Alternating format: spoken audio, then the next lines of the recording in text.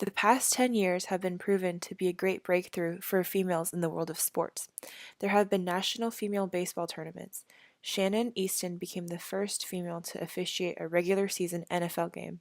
Danica Patrick was the first woman to win an Indy race. And in 2017, Serena Williams became the oldest woman to win a Grand Slam title at the age of 35, and did so while pregnant. And since 1972, the number of female athletes in college has increased by 400%. Much of this move towards female equality in sports and equality as a whole in society began with the feminist movement of the 20th century. With this, gender equality and female representation have been at the forefront of many other movements.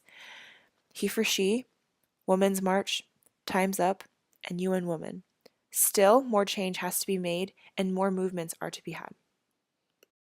As a female athlete and a sports fan, I noticed that female athletes are sexualized by the sport itself, the media, and by themselves, and I see how all of these factors culminate to create a standard for women's appearance in their respective sports.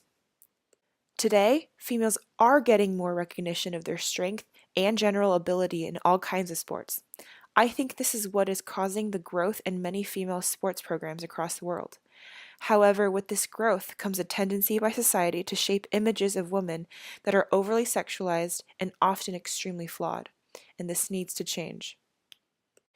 Much of the time, the sexualization of women in sports comes from the sport itself. Beach volleyball, tennis, lacrosse, all of these sports innately have apparel guidelines or special clothing that make female athletes play and compete in revealing and or extra feminine clothing. The only sport where female athletes actually look like their male counterparts is basketball. Not surprisingly, the WNBA players are on average paid even less than an NBA referee. The sad reality of the WNBA wage gap is just a single indicator of an instance where a woman being an athlete is not enough for society, but instead, they need to wear sexualized apparel just for them to be paid fairly. In another example, Sepp Blatter, the president of the Soccer Association FIFA, said that women should have skimpier outfits to increase the popularity of the game. He commented, "Let women play in more feminine clothes like they do in volleyball." The media also plays a role in the sexualization of women, since they tend to cover these female athletes' bodies and sex appeal rather than their actual abilities in the sport itself. It is almost like the athletes they truly are come secondary to their looks in the eyes of the media. Women may also feel the need to sexualize themselves to prove to the world that they are still feminine in spite of the fact that they are strong, tough athletes. These females feel the need to be enough for the two different worlds and cultures that they live in, the sports culture and the social culture. While their athletic side needs to show through during their actual sport, so does their role as a female in society. The skirts that some women wear are put on to make up for the seemingly lost femininity a woman has when they participate in any sport, which is a traditionally male activity.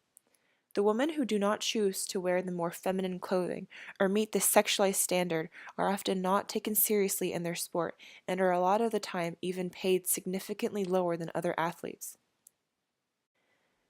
The only way to overcome this sexualization of women in sports is to support, watch, and attend sporting events like WNBA games that give women a platform to perform as athletes and not as lingerie models. This year, there are several major female sporting events: the 2019 Women's Soccer World Cup, the World Championships, women's rugby events, and the 2019 FINA Water Polo World League. With these events, I hope that people will be able to see the athleticism that these women portray instead of their physical features that traditionally grab attention.